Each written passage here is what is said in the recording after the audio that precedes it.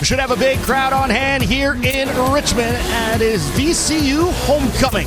Joe Bamisile leading the way for VCU at over 13 points per game this season, but Eric Reynolds, one of the top scorers in the A-10, trying to lead St. Joe's to victory. Hawks and Rams next.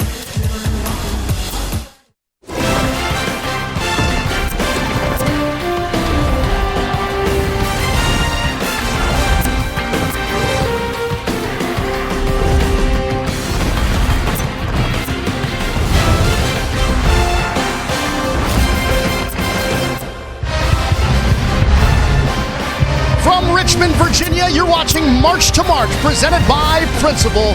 A good one in the Atlantic 10 this afternoon. St. Joseph's coming into town to take on the VCU Rams as we look at the Atlantic 10 standing. VCU currently in fourth, looking to get back in the win column after a rough loss against UMass. St. Joseph's trying to get back over 500 in conference play. As we welcome you courtside, easy to play point guard on this team, the sharpshooter in Mike O'Donnell, the big fella in Roy Hibbert. And guys, we got a lot in this game, a lot of meat on the bone for a basketball fan, especially on offense. If you like three-point shooting, this is the game for you. VCU number one in the Atlantic 10 in three-point shooting. St. Joe's, Roy, they can light it up too. St. Joe's, they play very quick, fast, and get up and down the court, hit threes. But I want to see what their defense is looking like tonight. All right, let's talk about these teams. We'll start with VCU. Again, not quite the VCU teams of the past, but they still play defense pretty well. It's not havoc, but they're still dialed in, especially lately. They've been guarding the three extremely well and guarding the rim very well. These last 11 games has been VCU defense to a T, but on the offensive end, they have two players that are electric in the open floor. Max Schulger for VCU, a true three-level scorer. Converts it from three, converts it from mid-range, and he is fantastic at getting to the rim and finding teammates. Schulger's playing like an all-A-10 type player, and if you want a microwave player who can get hot, Joe Bamisile is your guy. Lights out from the three-point line, big-time athlete. And how about this backcourt, Roy? Yeah, these four players can get out in transition, spot up, hit threes, but Eric Reynolds, he is the head of the snake. He can finish in transition, awkward finishes, off balances, good Euro steps. Xavier Brown, he's a freshman, but he's playing way above his age. He's able to hit shots, clutch shots at the end of shot clocks and the end of halves. I like this group that get up and down, but they're alike. Well, here it is, homecoming for VCU. It should be a raucous environment, as it always is here at the home of the Rams. St. Joseph's trying to play spoiler, pick up another win, get back over 500. It's the Rams and it's the Hawks, and it's next on CBS Sports Network. Back here in Richmond, that is Billy Lang in his fifth season as St. Joseph's head coach since coming over from the Sixers. We take a look at our starting lineups here. Pretty solid backcourt for St. Joseph's. A lot of offense on both of these teams, including Sean Bairstow, who missed a lot of time early, now starting to get into form. The graduate transfers for Ryan Odom, and now in his first season at VCU, had a lot of success over at Utah State, coming over, taking over from Mike Rhodes, who's now at Penn State. VCU in the yellow tops, St. Joseph's in the black, tip control by Hawks. We are underway. Alex Samario, Mike O'Donnell, Roy Hibbert, and our entire CBS crew. Happy to have you around here for 10 basketball. All right, fellas, what do we want to see from these teams right out of the gate? Well, you're going to see VCU do their best to guard all of the screening action. St. Joe's runs a lot of screens to get shooters open for threes. Yeah, I want VCU to have a bounce back game. They had against UMass, they were not hitting those chippies around the basket. So watching their shoot around, they concentrate always on finishing around the paint. So let's say they have that bounce back game. Tempo will be big in this game as well. St. Joe's would love to get up and down as much as they can if VCU wants to play a little bit slower. Early turnover for St. Joe on their first possession. Matt Schulger with the basketball, and then we get an offensive foul. It's going to be against Furman. All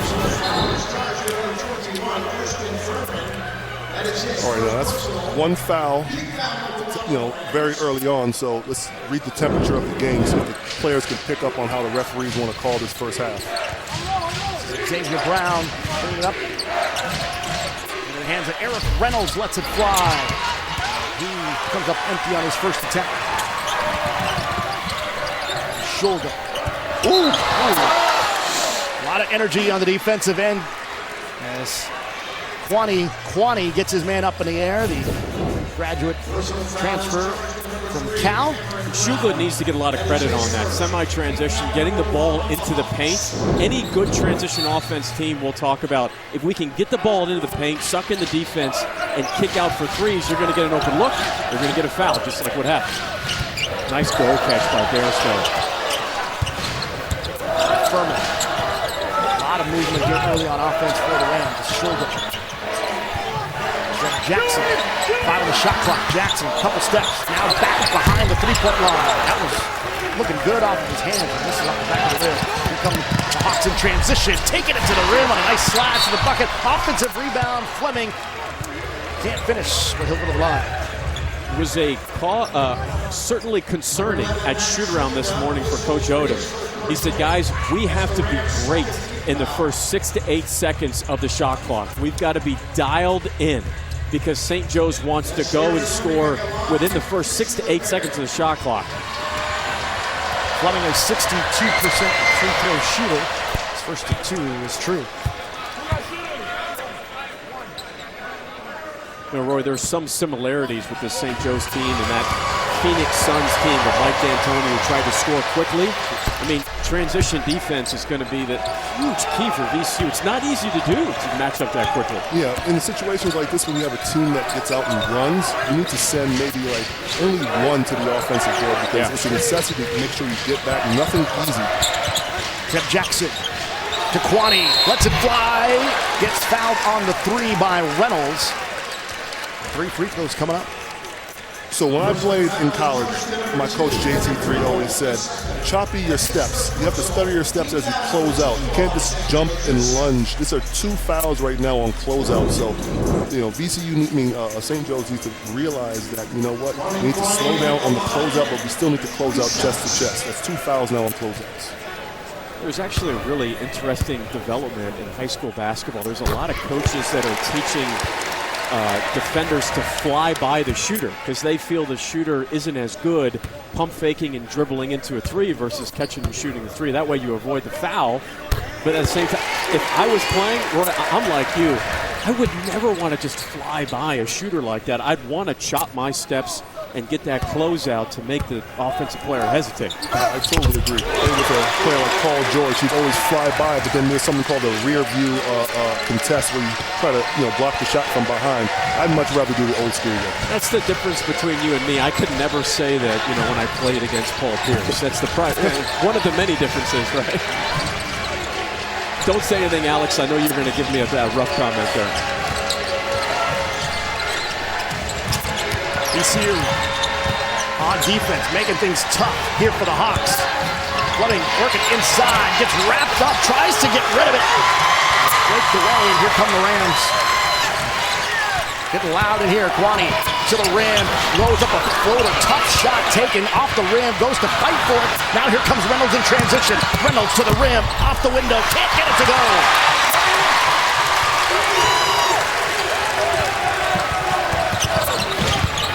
Shulga. Doubling briefly, out to Bairstow. Now to the corner, Shulga has it blocked. Here come the Hawks. Contesting those threes for St. Joe's is going to be huge in this game. VCU is #1 in three-point field goal percentage in the A-10. That was something Bill Lang told us to shoot around today, because he says we haven't been doing that very well all season long, guarding the 3. Have to do it against this Rams team. Inside. 20.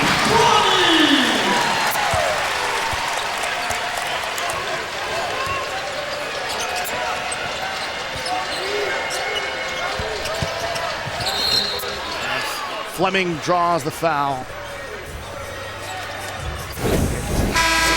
6:42 to go. Inside the numbers, this is where the teams excel, guys. St. Joe's is great off dribble jumpers. Best in the Atlantic 10. They shoot over 39% on dribble jump shots. And VCU, they assist on 59% of their made field goals. 3rd best in the Atlantic 10. That's actually top 40 in college basketball. They are an extremely unselfish ball club. Fun to watch when the ball is moving. However, when the ball sticks, that's when you lose a game against UMass and you get down 17-2. When the ball is moving, VCU can beat anybody. I'm really interested in this big man matchup, Tobi Lawal versus Priest. He is two big bodies. One guy is a big body, another one is a little bit smaller, more athletic, a little bit more dynamic. So I want to see how this matchup goes. They're still with the miss coming in. It's Tobi Lawal to try to get that rebound. Just missed it. Here comes St. Joe's the other way. Looking in the corner, three-point shot off the mark. Greer with the offensive rebound and a fresh 20 here for the Hawks. Brown finds some room, baseline to the rim. Not a lot of room. Kind of threaded the needle to get there. Nice layup there for St. Joe. Uses his body really well to shield off the defender to get the bucket. St. Joe shoots so many threes that a ball fake rip baseline is going to be there. Good action for the Hawks. Joga floats one up. The wall was not there. Able to hang on to it. Goes for the reverse. Sendoko made a tough one. VCU forcing another turnover. Cameron Brown, catch, rip, baseline, tough finish. This is a typical A10 game. Physical and fast. Stay with us. Good stuff.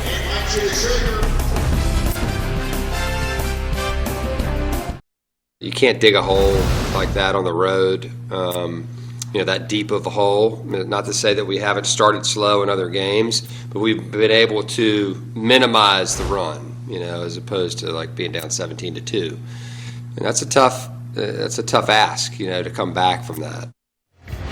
Ryan Odom, after a really tough loss to UMass, a 22-point defeat after having won their previous 4 in a row. But rough start against UMass, Mike. Rough is an understatement, right? You get down 17-2. They missed their first 14 shots, and missing 13 layups is not going to get it done, especially on the road. But UMass had 23 points off 13 VCU turnovers. Roy, not a great start today for VCU either. Just 1 of 6 from the field, under 20% shooting. Well, before the game we talked about being able to control the pace. St. Joe's like to get up and down. VCU does not want to get into a track meet. For sure, Ryan Odom talked about controlling the pace, slowing things down, so hopefully they can get into that a little bit better. And that's where great shot selection for VCU is so important, because everybody talks about transition defense, talking, matching up, pointing, who do you got? But the better shots you take on the offensive end, chances are you're in position for transition defense and being able to match up.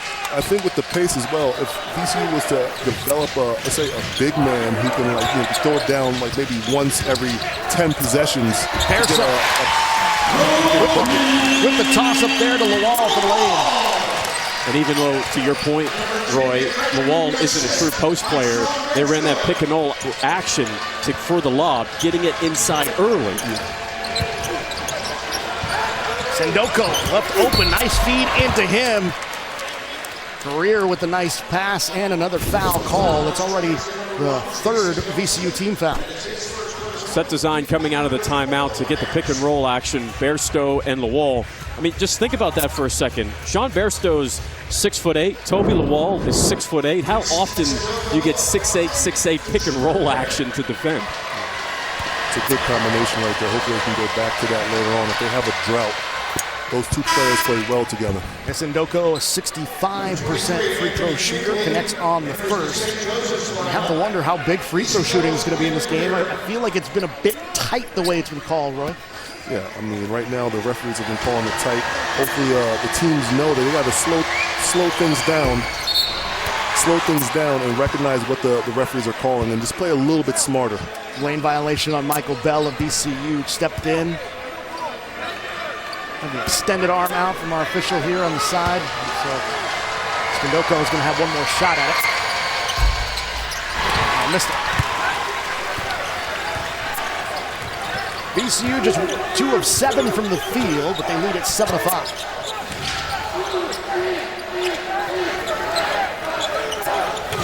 Here's Bairstow. Missed a ton of time early in the season, still trying to find his footing. Shot blocked here. Jason Nelson. Transfer from Richmond coming over here to VCU. One on the shot clock, gonna have to let it fly. Gets to the rim, and an offensive rebound by Bamisile. Reynolds seems to be down. He took a tumble and may have smacked his shoulder or his forearm or head. Took an extremely aggressive fall, trying to grab that rebound. It was a fantastic offensive rebound by Bamisile.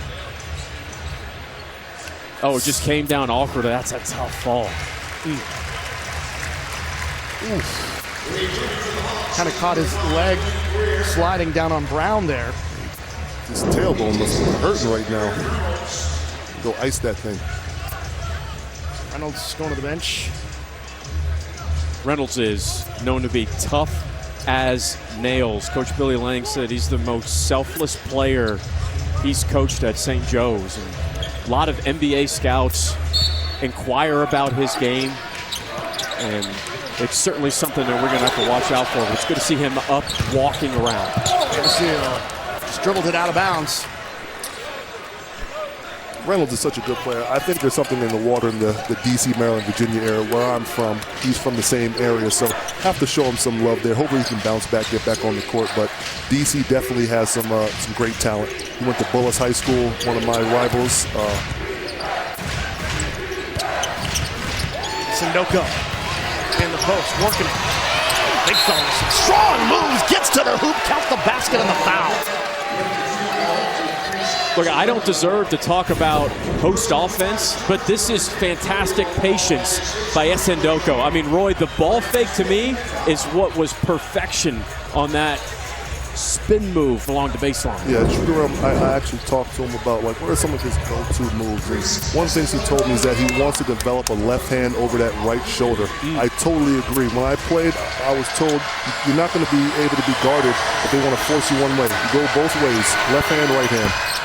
He's going to develop into a great player if he can do that. Oh! Coming out of nowhere was Lall after the offensive rebound, after the missed free throw. It looked like we were going to get a bunny down low and then just a flat-out volleyball spike. This is a great spike right here. Timed it properly, got up. He didn't even let it get to the apex. He just cuffed that thing and blocked it right as soon as it left his hands.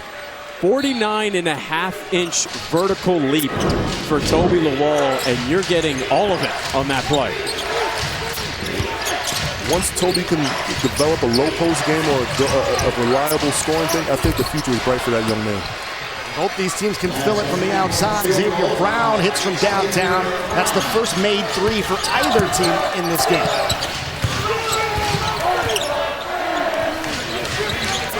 Hawks pick up the lead at 10-7.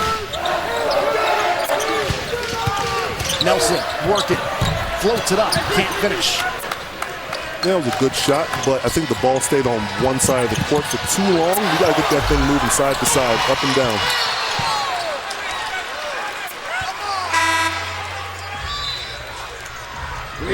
Talking vertical earlier, Mike O'Donnell. We talked about Tobi Lawal at 49.5-inch vertical, and look at where he is in terms of dunks in Division I. He's got 51 dunks this season. He has been on essentially every single highlight reel in a VCU game. Just you can make the argument easily that he's the best athlete in the Atlantic Center. Sophomore from London.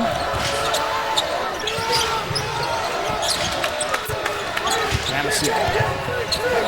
On the shot clock, working his way into the lanes. Bamisile dribbling on the move. Kind of a tug on the net there, and the rim was moving.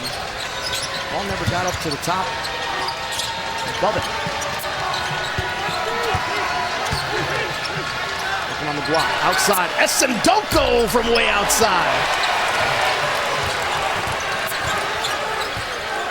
Way off the mark. Now VCU looking for the equalizer. Shoulder.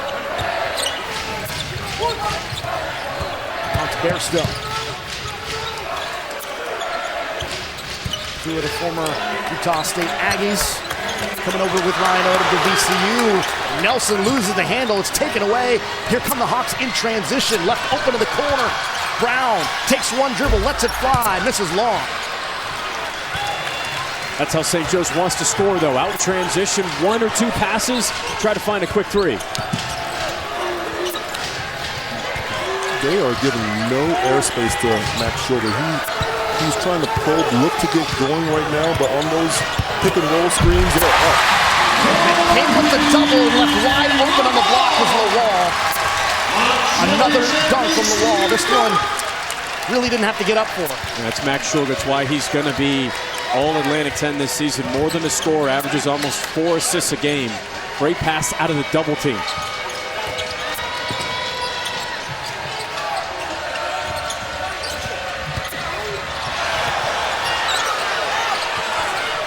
Outside, Sindoko, another three-point attempt. This one a bit closer, but still off the mark. Here comes Bamisile in transition to slow things down. Now launches from the logo and misses short. I think this is playing into St. Joe's hands, getting up and down like that. I think we need to have a good possession. I'm not sure how long we've gone without like an actual half-court bucket, but at the same time, need to slow things down, maybe not take so many bad shots. Bamisile is better when VCU runs specific action for him versus him trying to hit shots off the bounce. Bad pass out of play, looking for Finkley on the wing. 7 of the shot clock will be VCU ball when we return. But big time plays from Lawal, the vertical on the spike and on the slam. You're watching Marks of Art presented by Principal. Coming up on Wednesday, it's double the Rams action as these VCU Rams will go head-to-head against the Rhode Island Rams. It all tips off at 6:30 Eastern, and it's right here on CBS Sports Network. VCU had a rough one the other night against UMass. St. Joseph playing some pretty good defense so far here on VCU. What's going on, Mike? I think the defense in the backcourt around the three-point line has been suffocating. It's been difficult for VCU to get into the paint. When they have gotten into the paint, good things have happened, but deflections, steals, the backcourt defense for the Hawks has been solid this afternoon. Hawks haven't fared much better on offense, though. They have a scoring drought right now of over 3 minutes. 5 consecutive possessions without a score for Philly Lang's team. And I think we both kind of felt that this would be kind of a back-and-forth game, but I don't think we expected a game with this little flow to start. I think ultimately the recipe for non-success for St. Joe's and VCU is when they take quick shots. When quick shots happen for VCU, that allows St. Joe's to get out and run. And St. Joe's has taken too many quick shots. I'd probably like to see Coach Lang, if they don't have something really early, run your offense, trying to get that pick and roll action. That's where St. Joe's is really good in pick and roll. Self-inflicted mistakes happening right now. A lot of dribbling out of bounds, bad passes, etc. Working inside, this is Jackson. Out to Bamisile, 8 on the shot clock. Lets it outside Jackson, extra pass on a hockey assist to 20, but he misses. Down to Eric Reynolds. I think VCU needs to get a go-to play for Max. Get him a good, easy shot in the sweet spot. So far, he has 0 points. I'm not sure his attempts, but he needs to get going somehow. Nice to see Reynolds back on the floor. Took a tough spill a little bit earlier here. Squatchik takes inside. We get a whistle and a blocking foul. Well, the tricky thing, Roy, to your point, for St. Jose's defense is with this lineup in particular, they can switch essentially all 5 positions. So Schulga is excellent in the pick and roll, but if they're just switching the pick and roll and there isn't a unique mismatch automatically, St. Joe's is in better position to slow him down. Well, maybe some trickery or something like that. Maybe work one side, maybe set like a staggered screen or a wide screen to get him coming off a screen, and then a step up if he's not open to take that shot right away. In the reality, to get Schulga more shots is actually if you run action for Bamisile. Catch for Squatchik at the free throw line. He's 1 of 2 there.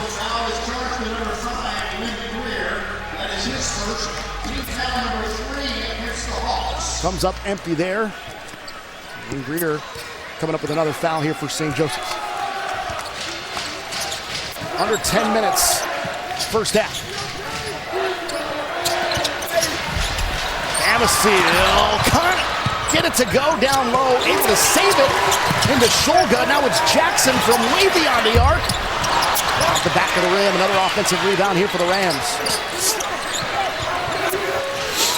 Smaller lineup for St. Joe's, right, Roy? Right for offensive rebounding opportunities. What a block. They're giving him no airspace whatsoever to get going. That was the main thing in shoot-around this morning. Up chest to chest with him, give him nothing easy. Down the corner.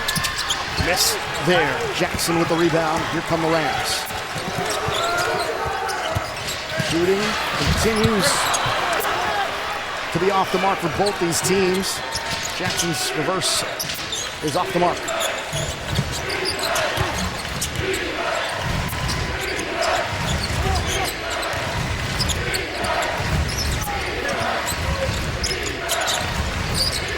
Watch it. Has some trouble. Now it's Brown. Fancy dribble. Oh, top. Lets it fly in a splash. He shoots it from 43% out there. Buries one from way outside. I still can't believe he's a freshman shooting the way he's doing as comfortably as he is on the court. 5-point lead for the Hawks is their largest of the game. Bamisile to the rim, going for the jam, and it ends up all the way at half court. In transition, here's Greer to the rim, comes up empty. Kowalczyk's got it, steps on the baseline, and it goes back to VCU. Look how he attacked this basket and he goes up strong. This is what I like to see. Not trying to flop, not trying to look for the referee to make a call. Go to the basket strong. I would take that miss any day of the week. If he would have completed that, I would have left for at least 10 minutes. I would have been able to handle it. Bamisile to the bench. VCU is one of their last 12 from the field. It's got to improve. More struggles for them offensively. This time it's happening at home. And Bairstow has it stripped away. Here come the Hawks in transition to the rim. Kowalczyk with the finish. The junior from Poland played the U18 Polish national team. No points in the last 4 minutes and 20 seconds for VCU. Here's Stowe. Can't finish again. Defense aplenty for the Hawks. Wow, to the rim. Greer finds a seam, gets to the bucket for the finger roll, and it's a 9-point lead now for the Hawks. They keep pouring it on a 14-2 run.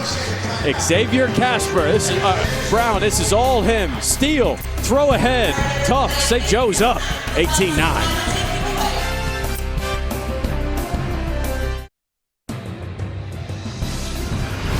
College basketball on CBS Sports Network is sponsored by Principal. When you take care of your team, they take care of business. By AT&T. We believe connecting changes everything. And by Reese's Peanut Butter Cups. Well, there's a look at our man, Roy Hibbert. Nearly 260 blocks at Georgetown. Yes. Shot blocker extraordinaire for Georgetown. And then over at NBA All-Star Weekend, Hibbert, Roy, what are you doing here, man? Oh my gosh, what are you doing? I'm teaching these kids a lifelong lesson. Nothing comes easy. You have to work for it. I told these kids you need to work on your Euro steps, your step backs. I know you're 4 or 5 years old, but this is, if you want to make it to the junior NBA or NBA, nothing easy in my house, okay? That's too aggressive. you got to take at least 30 to 40% off there, man. That was way too aggressive. Those are children, Roy. I'm trying to teach the children are our future. I want to teach them, you know? I love it. Teaching the youth, still patrolling the paint. Doesn't matter if they're 6'5" or 2'4". Roy Hibbert's going to let it volleyball spike into the court. Not in my house to a 5-year-old. But to bring it back to that last possession, after VCU missed that chippy at the basket, I could just sense a little bit of like a little letdown.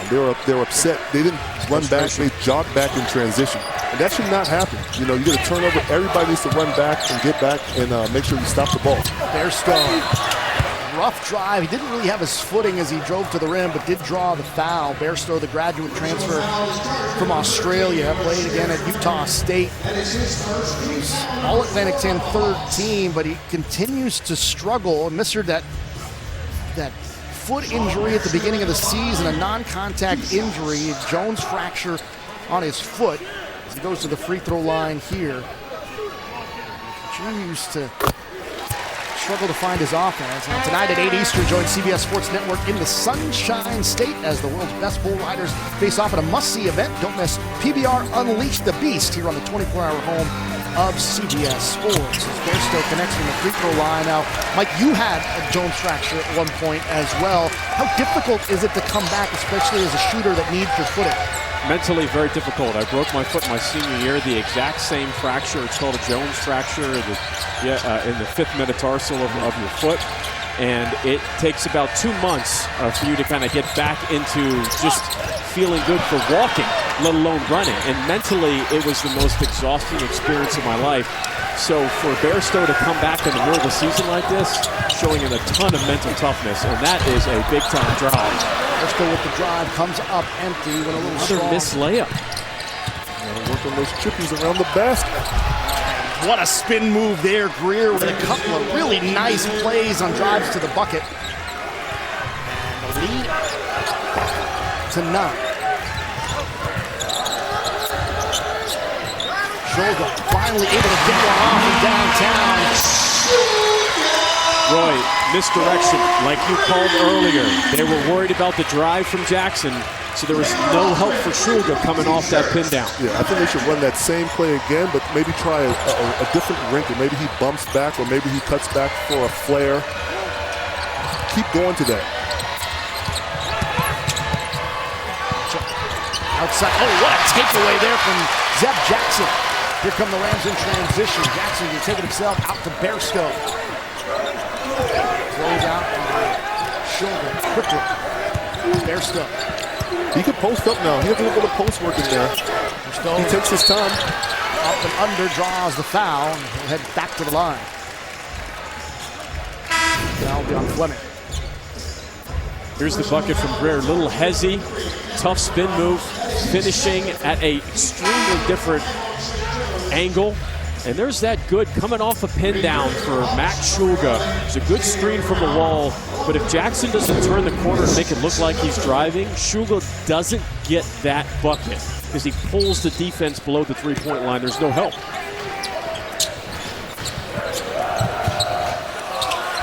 Off the inbound, Shulga misses with an air ball in the corner. Coming outside, corner three, got it. St. Joe's is able to get up the court, get good shots. I'm not saying it's easy, but they're making it look rather easy, whether they're scoring in transition, turning the corner, or getting threes. Transition is key for them. Bairstow passed up the three.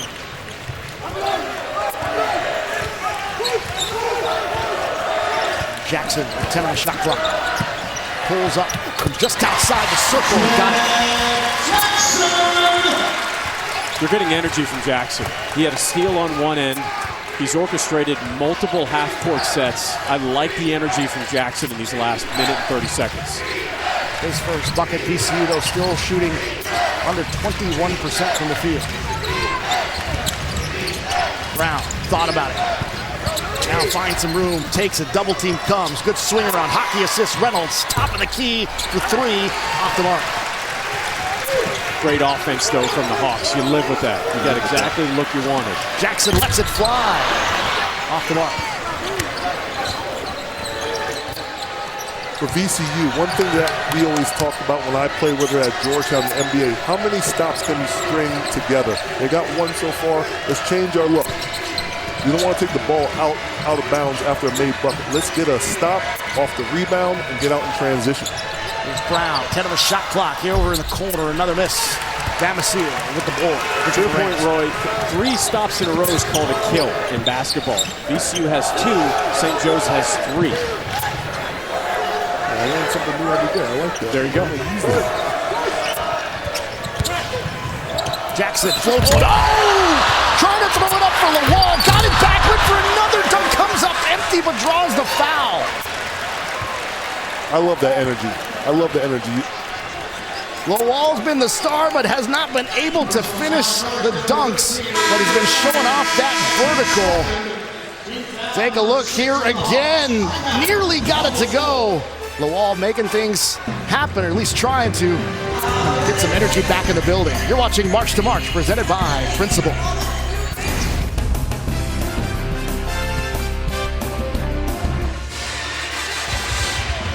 23-16 our score. St. Joseph's putting on a defensive clinic against VCU.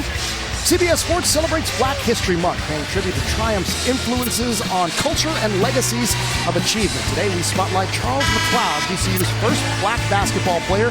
McLeod excelled on the court during the 1960s, but his achievements went far beyond basketball. He was one of 6 founding members of the school's first black student organization, Students for Afro-American Philosophy. McLeod and the group advocated for the creation of the African American Studies Department and an increased emphasis on recruiting more black students, faculty, and staff.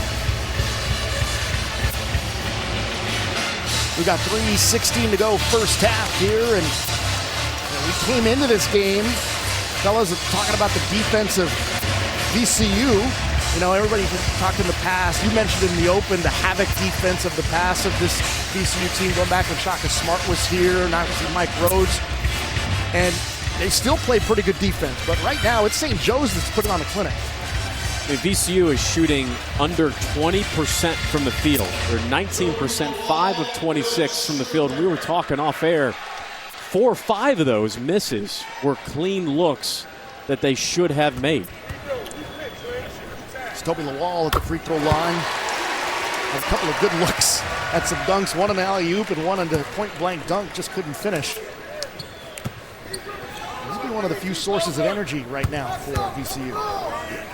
I'm really interested to see this last 3 minutes how VCU responds. You know, sometimes when they score, I mean, when St. Joe scores, they get a little dejected. I think their defense is affecting their offense. They're taking quick shots and maybe not focusing on finishing in the paint. So, like I said, string some stops together. I think it'll get them going on the offensive end. They're trying to attack the wall in the post right now.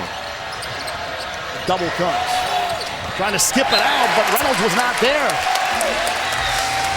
Sindoko. Thought Reynolds was moving to the spot. Ends up turning it over.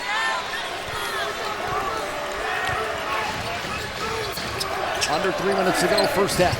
I would like to see Bamisile get a bucket here or a look. You know, he has 0 points right now. He's not forcing anything, but hopefully he can get an easy one, get something going. Double him on the block as they get it out the shoulder. Bamisile sits back up on that left wing. 10 on the shot clock. Drives again. Another kick out. Fairstone. The wall inside. Goes up. Draws another foul. Chip away at this thing. Keep making the right passes. Playing together as a team. No hero ball right here. I like that pass, drive, extra pass. Get to the free throw line. If you can't make 3-pointers or finish around the paint, make your free throws. I will say, Mike, when they get it in the half court, the ball movement has been pretty good, but St. Joe's is just with them step for step. That's VCU's offense this season. They assist on 58% of their made field goals, 33rd best in the nation. But St. Jose's backcourt defense, their on-ball guard defense, guard-to-guard defense, has been excellent in the first half.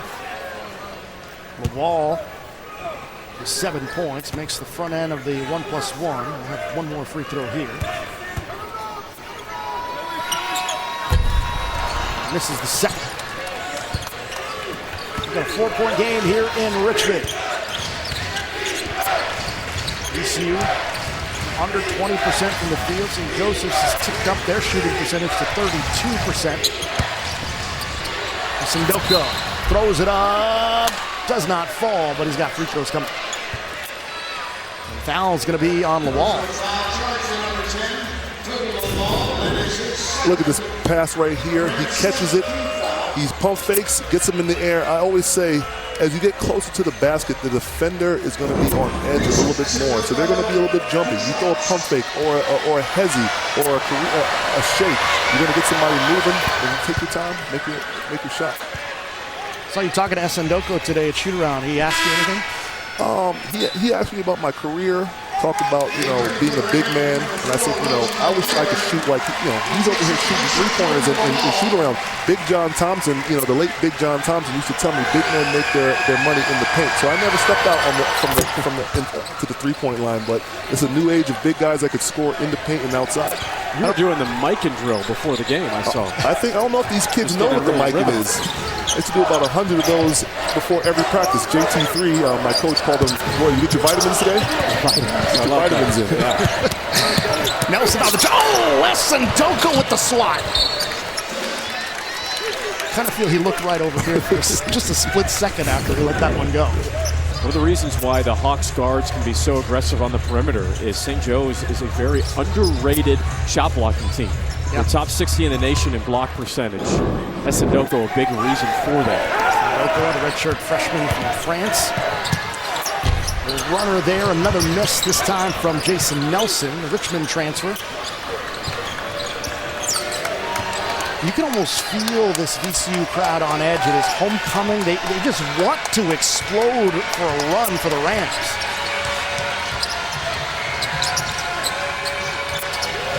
Here's Greer.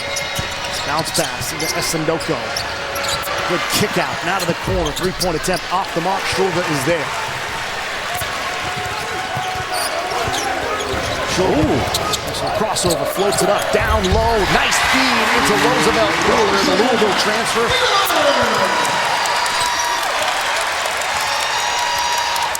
St. Joe's lead cut to 4. Under a minute to play.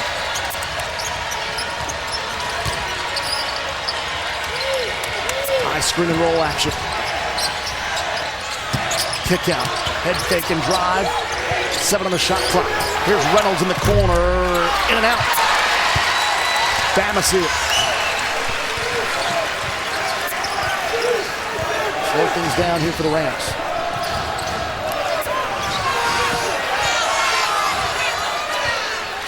Lindsey Greer is looking at the referee calling for a flop on Shulga.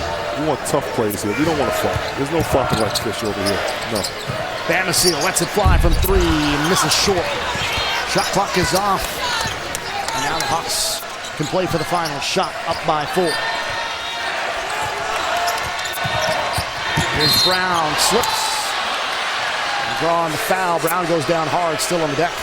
Coming up on AT&T at the half, we'll get you caught up on all the latest in college basketball, plus highlights and stats from our game. That's all coming up on AT&T at the half. Rick Stover, Tarika Foster-Brasby in our New York studios. There was a lot of action on the college basketball slate yesterday, fellas, and certainly some games on the slate today. A lot of tournament resumes being improved or going the other direction. I like what Wake Forest getting that win yesterday against Duke, and obviously there's some controversy about the court storming and, Filipowski getting, injured and everything like that. But Wake Forest did their job, went into a big situation and came out victorious. Yeah, that win may have just played themselves into the NCAA tournament. And St. John's getting a big win against Creighton today. That game was on CBS, and St. John's defense was terrific against that elite Creighton offense. Do you think St. John's made some bounce passes today, or they learned how to make some bounce passes? No question, no question. Xavier Brown. He's in double figures with 11. Under 6 seconds to go. Bamisile with 1 second. He's going to have to let it go. Lost his dribble in the lane. Just could not get a shot off. And it's been that kind of first half for the Rams of VCU as they trail it 27-21. VCU, their struggles in the first half continue, shooting just 20% from the field. And the Hawks 14-4 when leading at the half. It's been a rough one, but what a show Tobi Lawal's putting with his vertical. 6-point lead for St. Joe's. You're watching March to March, presented by Principal. Back in Richmond, getting ready to start the second half as the VCU Rams again struggling at the half, trailing 27-21 for the Hawks of St. Joseph's. We welcome you back courtside. Alex Savario alongside Mike O'Donnell and Roy Hibbert. And fellas, defense certainly the story so far this afternoon. Yeah, defensive slugfest in the first half. Neither team shooting the ball very well. A lot to do with the defense. Yeah, VCU has not been able to convert close to the basket. St. Joe's is hitting some shots around the perimeter, but it's a low-scoring game. All right, as we continue on here, but VCU continues to struggle, and because of that St. Joseph's defense that really came to play this afternoon. So much credit goes to the backcourt defensively and their on-ball defense. Eric Reynolds, Xavier Brown, Lynn Greer were dialed in with their on-ball defense. It's a huge reason why VCU shot just 1 of 10 from 3. The rookie Xavier Brown, look at him. He is so poised, taking his time, knocks down that 3. He has 18 minutes he played so far, 11 points, 3 for 5 from the three-point line. He's looking good. Hopefully he can keep his team rolling to a win. Time now for the first half stats, powered by Fast Twitch, how Gatorade does energy. You can see the shooting, not great for either team. St. Joseph, VCU, both really good three-point shooting teams, with just 3 of 14 for the Hawks, 1 of 10 for the Rams. Rebounding right about the same here, but the fast break points is another thing to kind of keep an eye on the rest of the way. I think also, too, if you're VCU, you're not overly concerned about missing threes. You get open looks, they're going to fall. They're the best three-point shooting team in the Atlantic 10. It's the missing of the layups and the converting against tough physical pressure around the rim that needs to be fixed.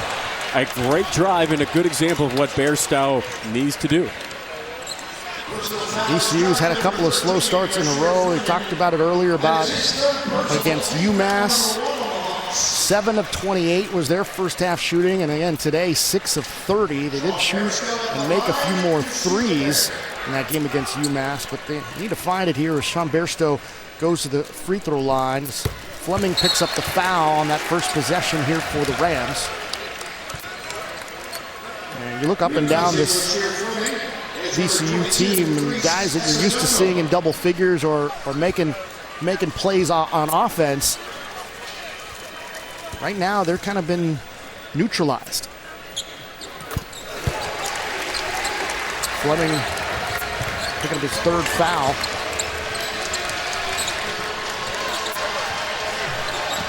Now, VCU trying to get their fans back into this one. Lynn Greer, it's a nice place. Sandico down low, goes up with it. Trying to draw some contact. Here comes Jackson in transition, and a foul is called against St. Joe. It was a high-level pass ahead from Shulga in the full court. VCU can play fast when they want to. It's not what they want to do every time. They certainly have the ability to do so. Going back to that last St. Joe's play right there, on that pick and roll, I like that Greer told Isindoko to not to pop, to roll to the basket. He missed two open three-pointers in the first half. Why not just go ahead and roll and potentially get yourself a foul or a post-up? There's Bairstow. Out to Shulga. Lets it fly from 3. Off the mark that time.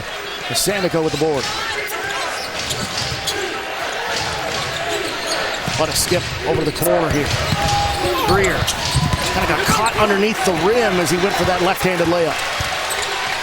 Back come the Rams. Sandico on Jackson in a mismatch. He has to go right at the basket. You have a mismatch right here. Bairstow in the corner. Got it! Bairstow with a huge 3. His first make from the outside of the game. Bairstow with 7, and that's a big shot for him mentally right now, Mike. Yeah, coming into this game shooting just 16% from 3, but when he was at Utah State, he shot over 35% from 3. Still making his way back from that Jones fracture in his foot he suffered pre-season. Reynolds down low, Sandico draws the foul. He's got free throws coming up.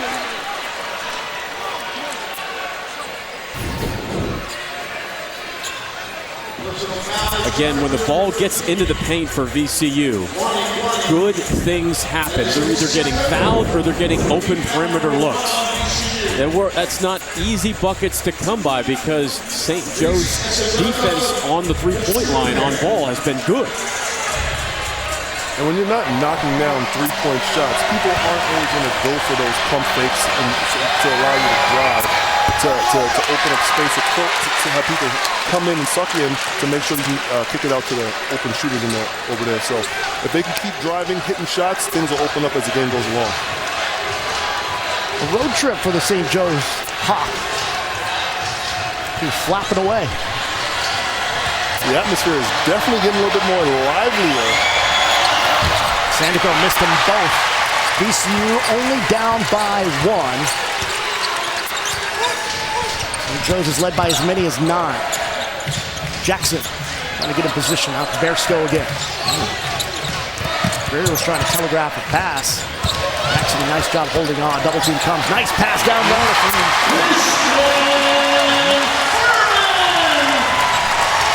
VCU with the lead.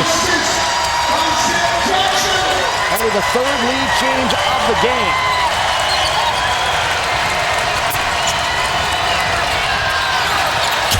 Reynolds. This is outside. Shulga hustles to try to get it, and we're going to get a foul on St. Joe's.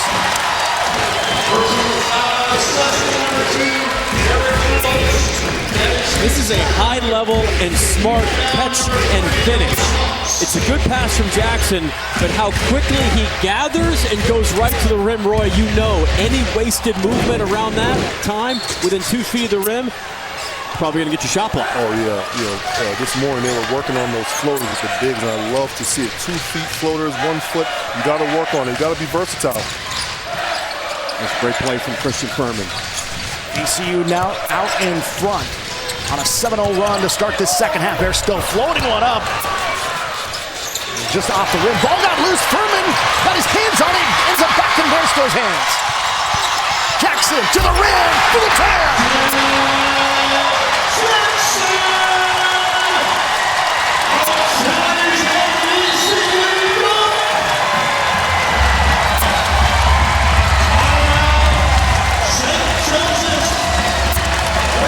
They're finally getting up here in Richmond. VCU up 3.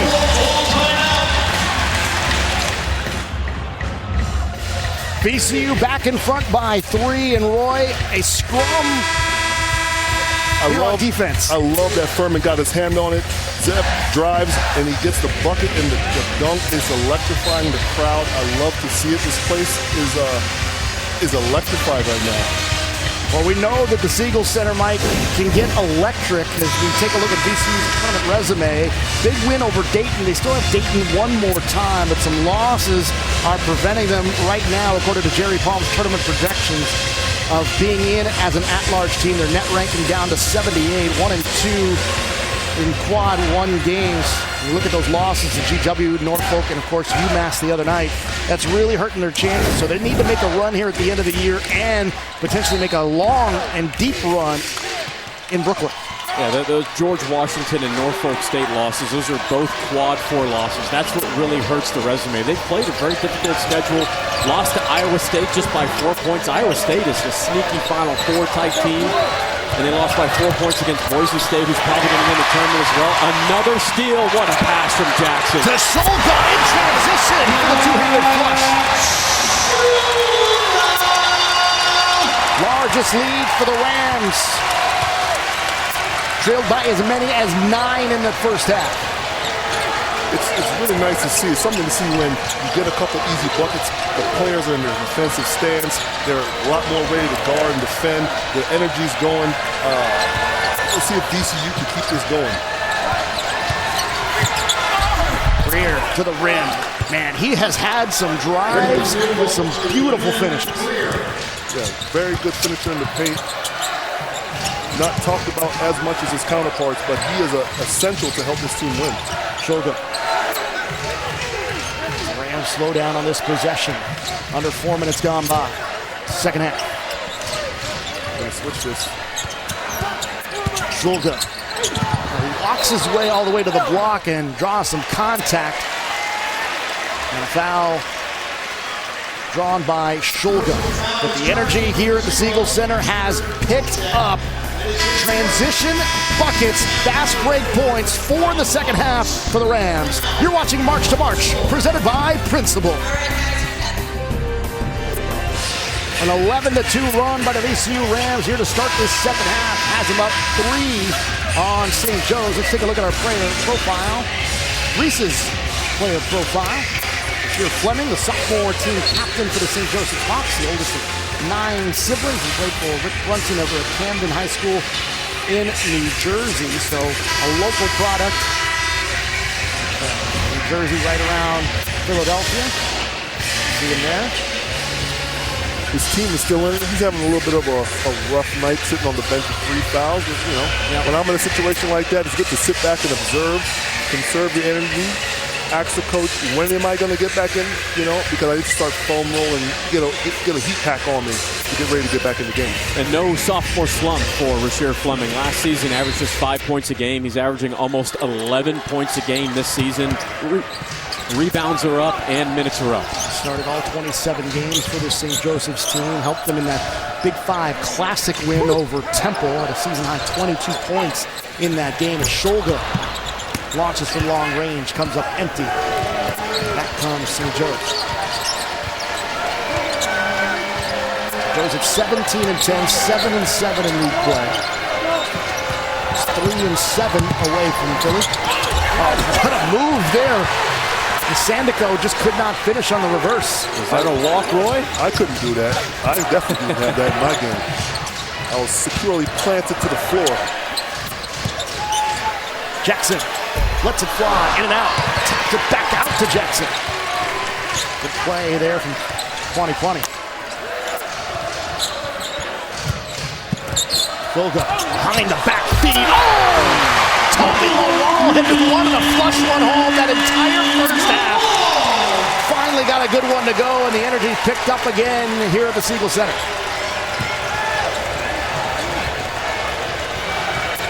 The ball now with 9 for the Rams.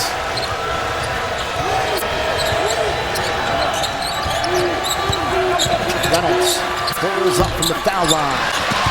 Misses. Rams have it. Here they come in transition. This is Jackson.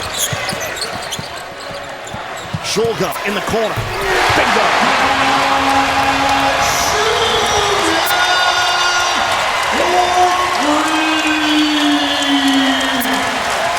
His second three, Shulga's got 8. And his VCU team really heating up. He shot under 31% in the first half. 6 of 9 from the field in the second. And rattling one in on the other side, Xavier Brown has been very good today for the St. Joseph's team. He's got 14 to lead the way. Yeah, and he's been the bright spot for the Hawks. 14 points. That's his 4th 3 in this game. Now it's St. Joseph's that's shooting under 30% from the game, even with that make from Brown. Headed feed in the Kwani. Double team comes, and we're trying to get it to Lall. Wasn't ready for it as it goes out of bounds. Great drive, a big-time pass from Shulga. Wasn't perfectly clean, but Lall understands what to do with it. Almost a 50-inch vertical leap. This pass right here from Zep Jackson is perfect. Extra pass, turned down a good shot for a great shot for Shulga. I think Zep Jackson has actually been the MVP of VCU in this game. He's brought a tremendous amount of energy to go along with 5 rebounds and 4 assists in this game. Greer let it fly from deep, comes up empty on the 3. Back come the Rams, throwing it up for Bairstow. Just getting his hands on it there was Greer. But I believe last touch, they do say last touch Bairstow. We'll go back to St. Joe. Jason Nelson back in here for the Rams. Send Kwani back to the bench. Boy, but Mike, a very different VCU team here in the second half than the one we saw at first. More energy, attacking the paint with tenacity, and defensively they've picked it up as well. Sandico with another strong move, and we've seen a couple of really nice plays from him in the post. Yeah, I like his play. He's strong in the post. He's taking his time to be able to finish. If VCU can realize that he's missed the last 4 or 5 free throws, maybe it might not be the worst thing to do if he's in a situation where he's going to score. Might as well take that foul and make him earn it at the free throw line. Shulga lost his defender, got a little bit of room, let it fly. way off. Here's Greer. Nice spin move. Oh, that one looked really good. Did not fall on the reverse. Here come the Rams. Bearsko. Out to Shulga. Skips it to the corner. Nelson left open for three. Got it. Jason Nelson from downtown. Third made three of the second half for VCU. They're 3 of 7 the second half from downtown. They're now up by 6.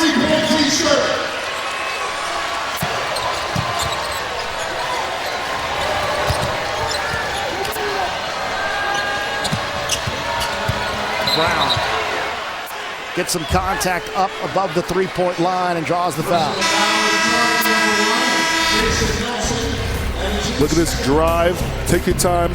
He gets it with the left. He's going to finish with the left. Oh, he finishes with the right. Big man takes his time, gets the bucket.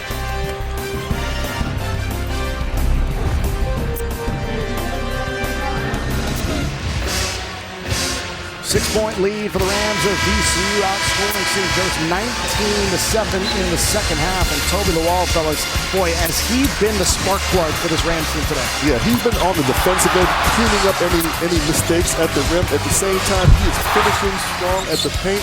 I love that he's able to keep his hands ready. I think big man, if you want to be able to play, you have to have good hands to be able to catch, because you're not going to get the ball in the post like I used to back in the day. You have dynamic guards that can score, and they're looking when they get trapped or when they get to a funnel. You need to have good hands to be ready to finish. They're showing off some incredible athleticism today, Mike. Keeping it simple, though. 9.6 rebounds. He's catching everything that's thrown at him. There's no wasted movement.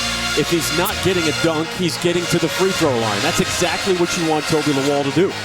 And there's been a couple of chances, too, where he had that alley-oop attempt where he went to the rim, missed that, and then had another one. But he's not let the mistakes or the non-finishes bother him. He's kept the same energy throughout. Roy, how do big men earn a little more playing time? Well, from my experience, I feel like, A, you have to be able to guard your man and be able to guard players that are a lot smaller than you. Second of all, you need to run the court hard, because if there's a miss at the rim, you can put that back or get a layup. But then obviously learn to catch in tight spaces and be able to score. Like I said before, you're not going to get the ball in the post as much, so you need to be, if you mess up a pass, the guards are definitely not going to look to throw it to you again. So having good hands is definitely key. Lawal picking up his third foul, so he's headed to the bench. Just as we talked about the energy he brings, he's going to hit the pine for a bit. There is nothing that gives me more confidence in a post player when a post player races down the floor. Because if you don't get the alley-oop, chances are you're going to pull the defense and give your teammate an open three in the corner. Sandico was doubled, had some trouble. Oh, coming out of nowhere, Jackson. Great closeout on Kowalczyk. Couldn't get the three off. He's been the MVP for VCU, at least from an energy standpoint. He's made extra passes, he's gotten steals, deflections, and that is a big time, and I mean big time, closeout for the block. Just one on the shot clock. Could that have been a foul, though, Roy? I thought that was clean. I thought that was a clean block, to be honest with you.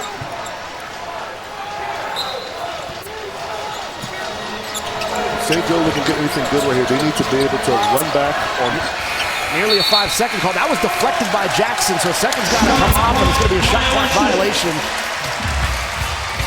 St. Joe's kind of looks listless on offense right now. St. Joe's tried to go to Eric Reynolds, who is scoreless in this game. 0 for 7 from the field. That's their leading scorer, averages 16 points a game. I think they need to continue to try to find action for Reynolds to develop some rhythm on the offensive end. Sandico headed to the bench.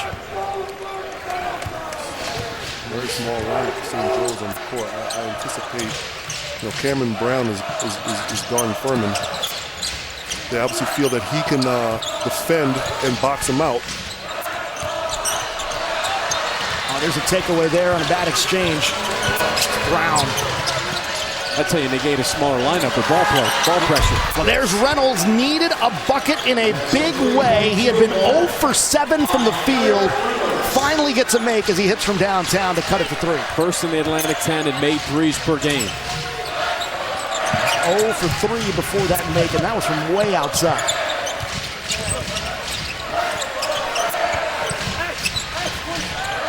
Look at the communication on the backside. The defense is switching for St. Joe's. They're communicating early and often. Jackson with a dribble, pull up, lets it fly, offensive rebound. I think they were trying to, at least Furman was trying to get it to Nelson, but Jackson intercepted. Oh, what a take there from Bamisile with the finish.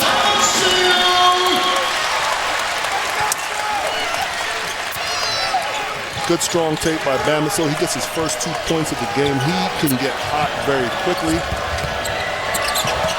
Reynolds again comes up empty that trip down. We got a foul.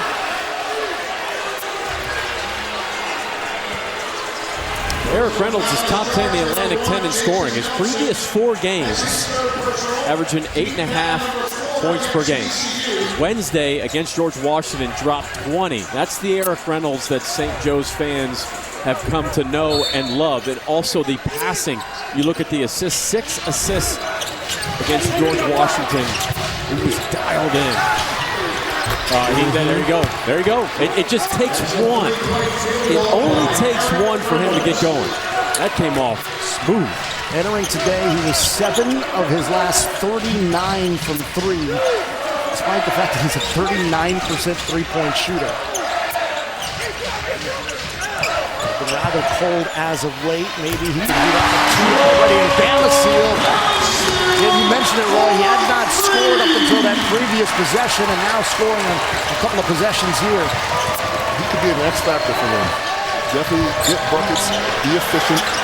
There he goes. There he goes. I told you. He was too quiet. Eric Reynolds now up to 9 after being scoreless for the entire first half and a huge chunk of this second half, and a timeout here. We'll step aside here in Richmond. VCU with the lead. St. Joe staying alive. College basketball on CBS Sports Network is powered by Fast Twitch. How Gatorade does energy.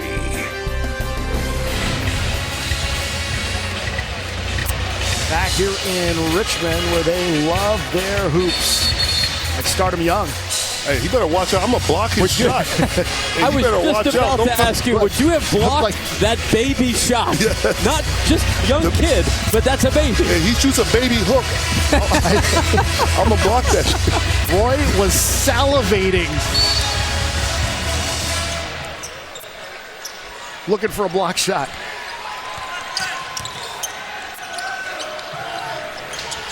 And Nelson trying to get it to Shulga over here.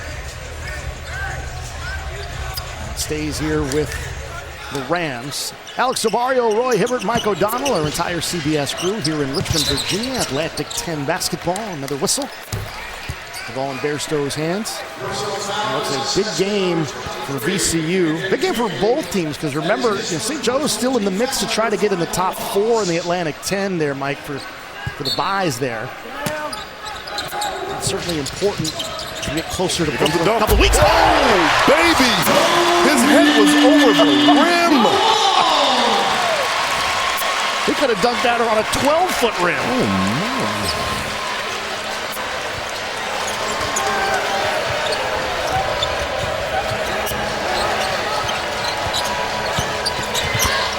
Unbelievable athleticism from Tobi Lawal, the sophomore from London. Look at this. This is head at the rim. A lot of oh my gosh, his forehead is at the rim. Did it hit the rim? I think Fancy Moses. That was ridiculous. I think his forehead hit the rim. The ref just walked by, pointed at Roy Hibbert, and said he jumped like you. Oh, no. Get him in the dunk contest next year. There's a lot of Gerald Green bounce in Tobi Lawal's game. Yes. That was insane. Rough on the exchange, getting it to Jason Nelson. Nelson hands it off here to Bamisile and draws the foul. Big smile on Bamisile's face as he tries to get back involved on offense here. But take a look again. Tobi Lawal with tremendous juice in that vertical. You're watching March to March, presented by Principal.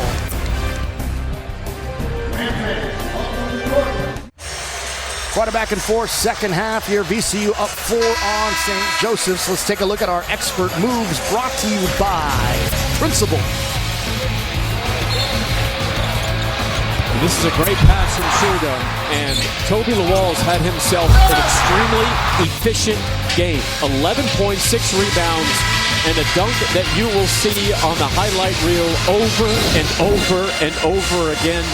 We talked about that dunk and his bounce the entire time off air. Just so amazing.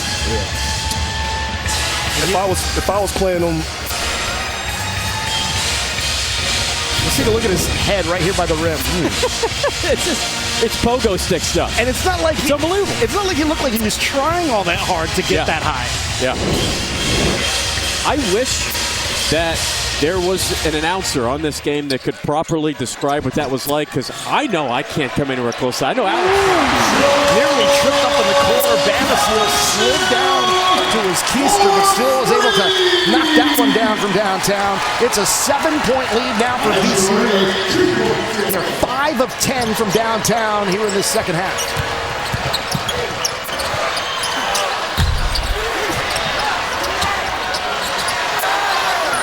St. Joe's looking to respond, and coming out of nowhere, there was Tobi Lawal for the rebound. Shoulder up for the wall, the alley! Lawal rides the elevator to the top and jams it down for VCU. Lawal's got 13. Timeout, St. Joe.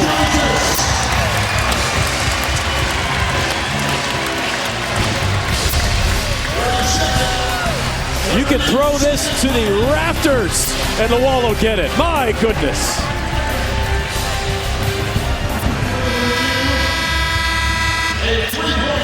(51-43), VCU up 8 now after trailing by as many as 9 in that first half. And again, Tobi Lawal putting on a show for the fans here at the Siegel Center.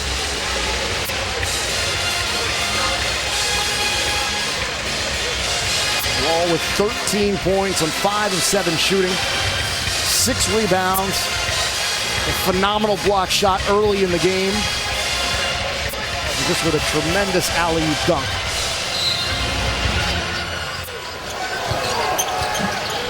VCU weathering the storm in a very tough first half shooting.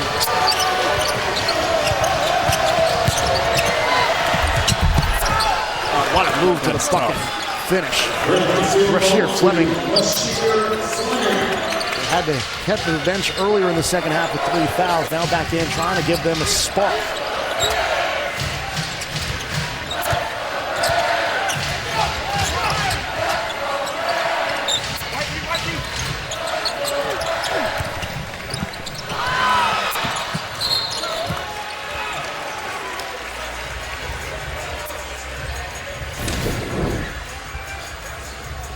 Watch Lawal in transition. Just come over and set a quick little drag screen, but he barely stays. It's almost like a ghost screen action, which is wide open. It's called empty side pick and roll. 3 shooters on the opposite side for VCU, executed perfectly in transition.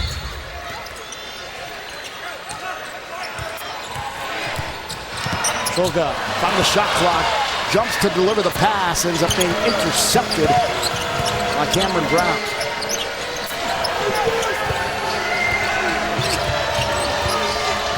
Reynolds has been hot in the second half, hits another one. Reynolds with his 4th 3 here in the second half. Again, came into this game struggling from the outside. Hit just 7 of his previous 39 before this game started. Did I tell you he's from the DC, Maryland, Virginia area? Shout out to Bullis High School. Put out some good products. And a steal! After he too was scoreless in that first half, he's been heating up as well from downtown. That is his 3rd 3 here in this second half.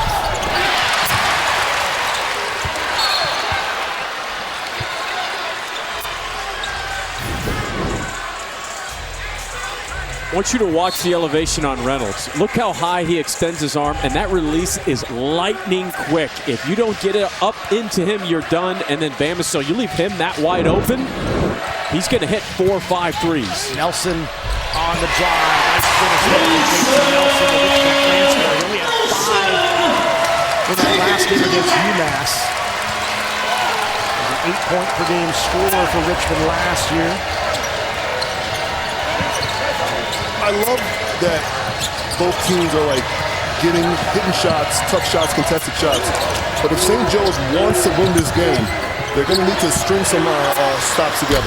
Another one from Reynolds. He has just been on fire here in the second half and keeping St. Joseph's within striking distance. That's his 5th made 3 of the second half. He's got 15. So they're trading threes down here. Let's see if they can get a stop. There's Stowe, the turnaround in the lane, off the mark. On the wall with the rebound. Here's Bamisile. And Lall finds his way back in there, and a foul is called before he could make a move to the bucket. The drive along the baseline is what gets Reynolds this bucket. Great drive by Greer, and you're in heat check mode right now if you're Eric Reynolds. That's your 5th 3. What do you think about St. Joe's going even smaller? Everything defensively then relies on your ball pressure, because ball pressure can save you from VCU going on the interior. So on-ball defense and creating indecision by VCU is a key when you're going smaller for St. Joe's. And as you know, every single shot, you got to box out. What I'm interested to see is the backside defense for St. Joe's. When you have guards and forwards who are not used to being the bottom side low man, are they going to know to rotate? Are they going to know to help? Who's going to be the X-out man? Roles change when you go small or you go super big throughout the game. And you can't jump with Lall. Yeah. You're going to have to put a body on him. Yeah. You got you're not surviving that matchup. I'm telling you, I'm just going to foul him. If I'm playing against him today and he's 2 feet away from the basket, I'm wrapping him up, making him earn it at the free throw line. 1 of 2 at the free throw line there. It's a 7-point lead here for VCU. Eric Reynolds has really began to heat up here in the second half. He's made his last 4 shots. And we're going to time out here. Step aside here in Richmond. VCU up 7 here on St. Joe.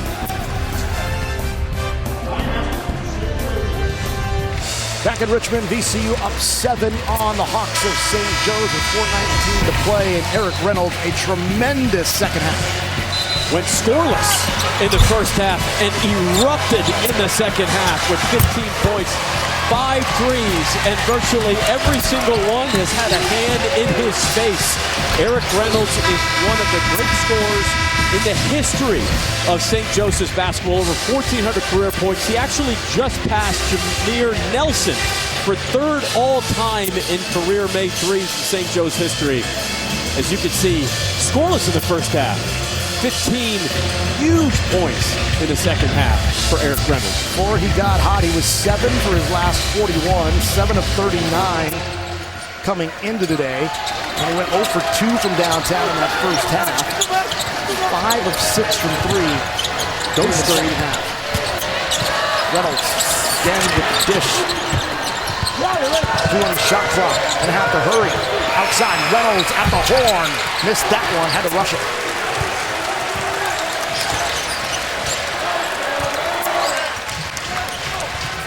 It's a very important possession for St. Joe's. They definitely need to stop to get the momentum probably back on their side, or at least stop VCU's momentum, because they are rolling, hitting on all cylinders right now. 7 on the shot clock here is Nelson. Works his way, kick it out. Bamisile takes 1 dribble, loses the defender, lets it go with 1 on the shot clock and buries it. We talked about Reynolds getting hot in the second half. How about Bamisile?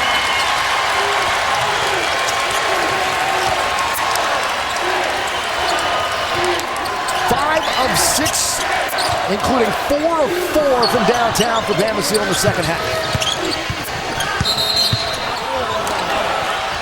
Brown drawing the foul on the drive to the bucket. you know, at shoot around, I asked Bamisile, what have you been working on? And he said, I just want to be a good team player. I said, man, you can shoot the ball from anywhere. You don't want me to talk about that? He's doing it now. Bamisile, who's kind of been a journeyman college basketball player.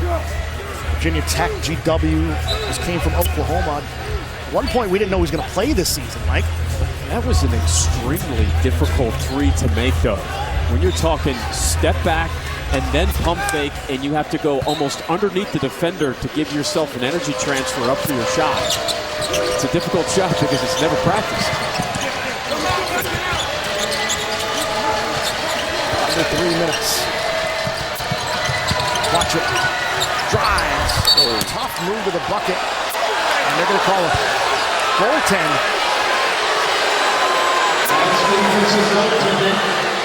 Calling it offensive goaltending. Get another look at this, Mike. I don't know if I saw this. Is it above the cylinder? Is it goes off the glass? Those are the things I like to check. Oh, he didn't even touch it. Well, it's not touched, but if you call a goaltend, you can review it and reverse the call. If you don't call the goaltend and it happens to be a goaltend, you can't go back and reverse that. So sometimes when it's a 50-50 call, refs will call it goaltend and go right to the review. And that way you get the call correct. I like that because you want to get things right, but it also slows down the momentum of the game. Double-edged sword, yeah. Yep. Here's one more look at it.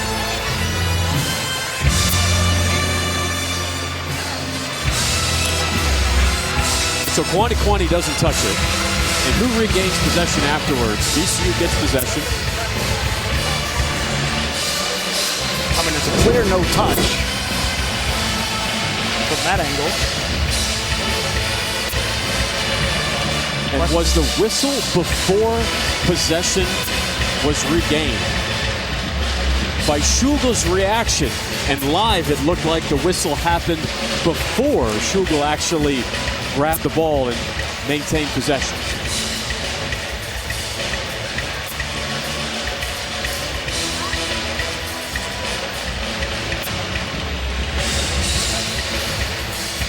Officials coming over to us now. Ball's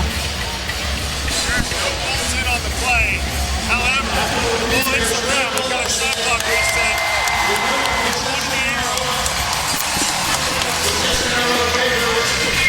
There's no goaltend on the play. There's a shot clock reset, and they go right To the possession arrow. And the possession arrow. Here's one more look at it with the clocks.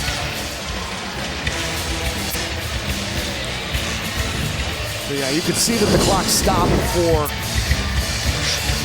Schulger was able to bring it down. So they'll go to the possession arrow. Shot clock resets to 20. St. Joe's ball. So kind of a free possession here for St. Joe's. After that goaltending reversal.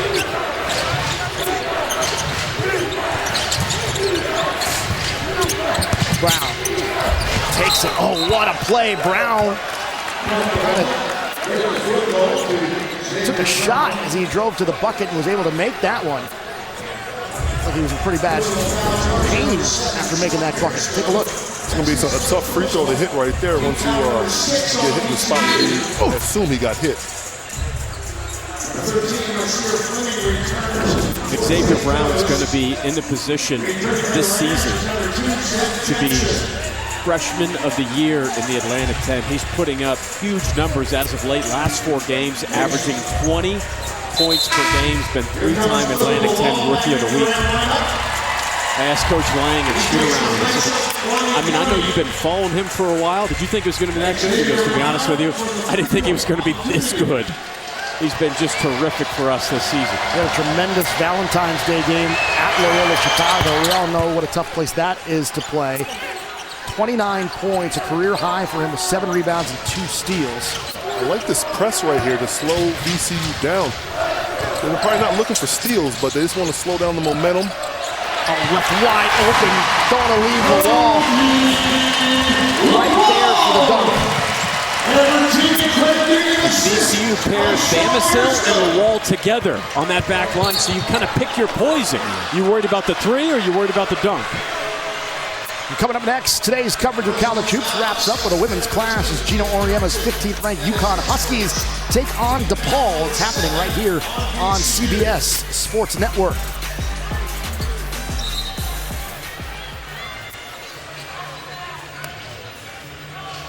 Here in Richmond, a big A-10 matchup. VCU trying to improve that tournament resume. St. Joseph's looking to get back over 500 in league play. Kind of both of these teams, Mike, haven't really had their full complement of players this season throughout different stretches of the year. But they're in a position right now where essentially fully healthy. And Lall, that's one place where his athleticism kind of got the better of him. All right, we're in this 1-2-2 zone right here, press. Reynolds is making sure he checks the backside this time for no easy layups. All right, we definitely slowed them down. They're starting their offense at 20 seconds now. Lall was the one to actually tip that in on the St. Joseph's bucket. 63-57, and we get a foul called on the drive from Zeb Jackson. This is where VCU can really hurt you. You think about the primary ball handlers for VCU, Matt Shulga, Sean Bairstow, and then Zeb Jackson always getting into the paint. There's the standings for Atlantic 10, VCU sitting in 4th place. How about the job that Denzel Valentine is doing at Loyola Chicago? No doubt. And then Richmond, nobody expected Chris Mooney in Richmond to be that good. We might be getting co-coach of the years in the Atlantic 10 between Mooney and Valentine.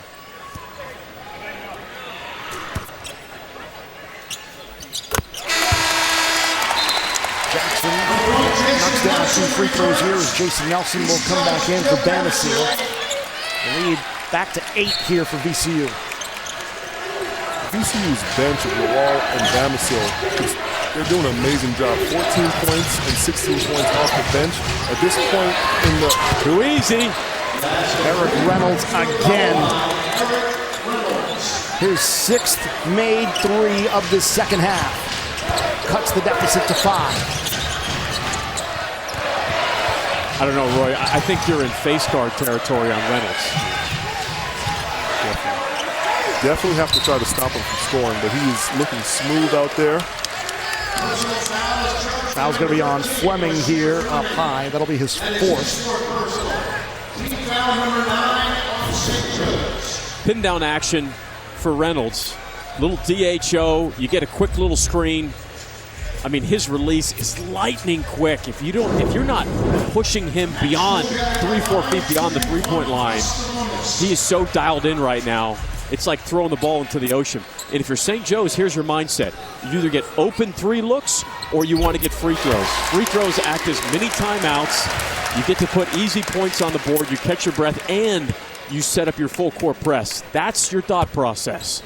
No contested mid-range jumpers, 3s or free throws. Shulga's an 87% free throw shooter. That was his first attempt and make of the game. Now he's got 2. Shulga now in double figures with 10. And the lead is back up to 7 for VCU. Going off the screen is Reynolds. Lets it fly again. Draws the foul this time. And now Reynolds will have to go to the free throw line. Try to cut this one down again to 4. Shulga clearly catches him on the left arm.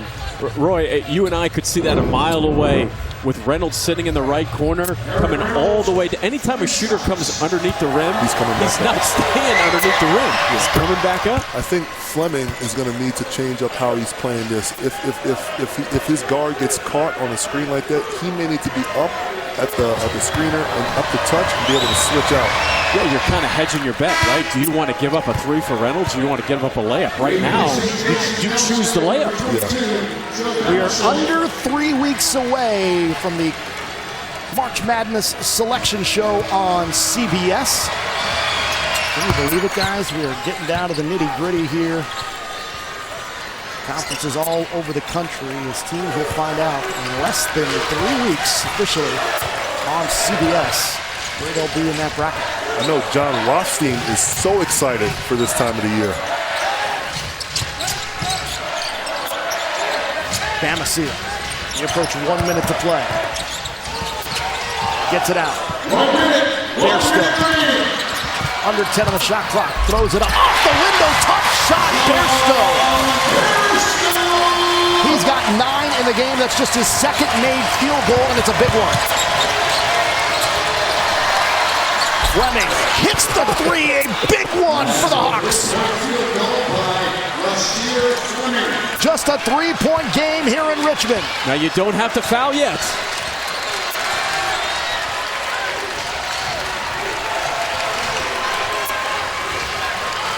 About a 15-second difference between the shot and the game clock. St. Joe's need to make sure they secure this rebound. Do not foul. You don't want to stop the shot clock at all. Bamisile, 2 on the shot clock. Lets it fly. Got it!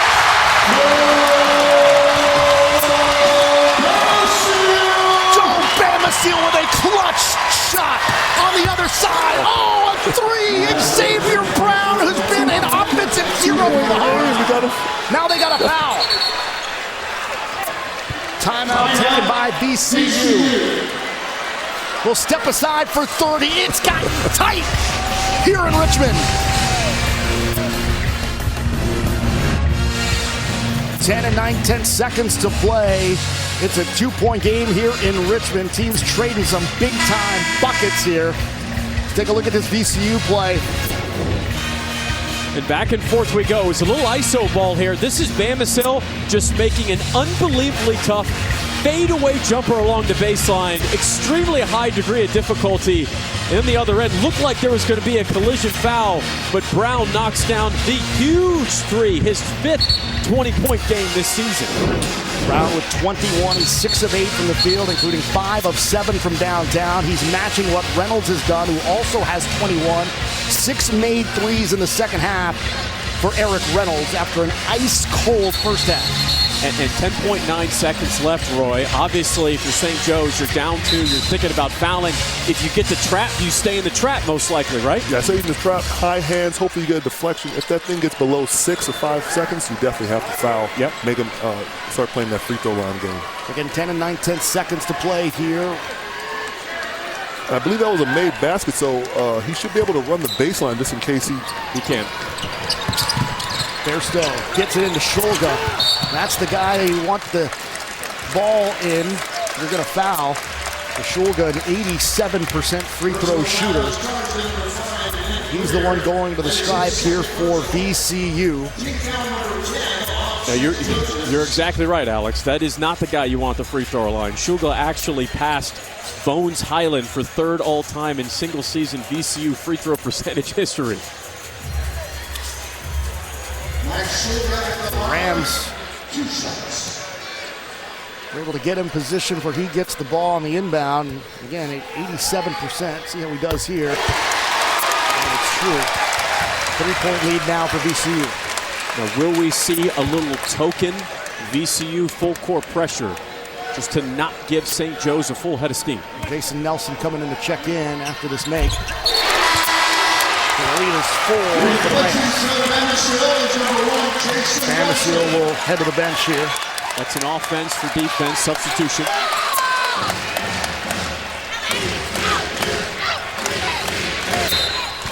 4-point game here in Richmond. Goes. Gets it to Brown. Fans wanted to travel. Brown lets it fly from 3. He's going to miss short. Ball tapped around. VCU's got it. And they complete it. An awful first half for the Rams in which they were down by 9. They come all the way back. VCU outscore St. Joe's 52-42 in the second half, and they win it here at home. We'll step aside here from Richmond.